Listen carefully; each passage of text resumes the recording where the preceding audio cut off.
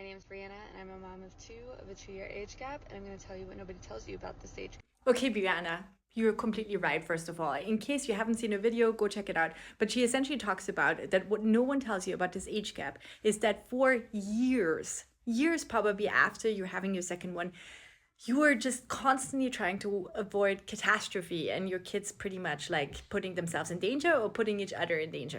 So I have friends that have like a 3-year, 4-year, 5-year age gap, and that's a completely different ballgame already. Because if you're a parent too, you know how fast the kids are developing, right? Like 6 months later, if they're 6 months older, for instance, than they were just like 6 months ago, they're already completely different human beings. So, anyways, just to give you an example too, I have two boys. They're 2 and 4 right now.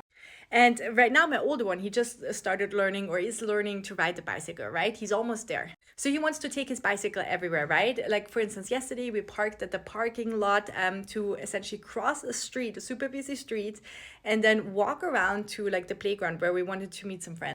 And my younger one, of course, he has to take his balance bike everywhere. He has to do everything that his older brother is doing. When I say everything, I mean everything. And he's two. He's not 4 years old. So obviously some of the stuff that his older brother is doing, he just can't do yet. But he doesn't care about that at all. And of course, he's in his terrible twos right now. And so has a lot of rage and anger.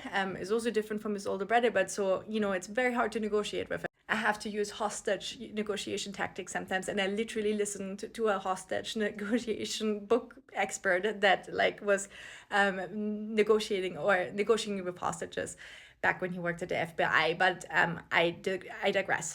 So anyway, so my younger one then wants to take his balance bike.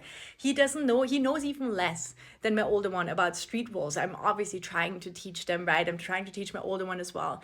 But just the amount of stress and the amount of you have to be on it. No, doesn't matter how tired you are. It really does not matter. You got to be on it for every second almost of the day. Because if you're just slacking off for like 1 millisecond, it can be so fast that something can happen, right? And just like literally, of course you also want to give them joyful childhood memories. And I want my older one to be able to learn how to ride the bike, right?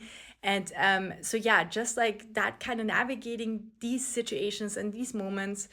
And like now we are of course training our older one. We're about to, oh my god, we're about to like potty train him as well.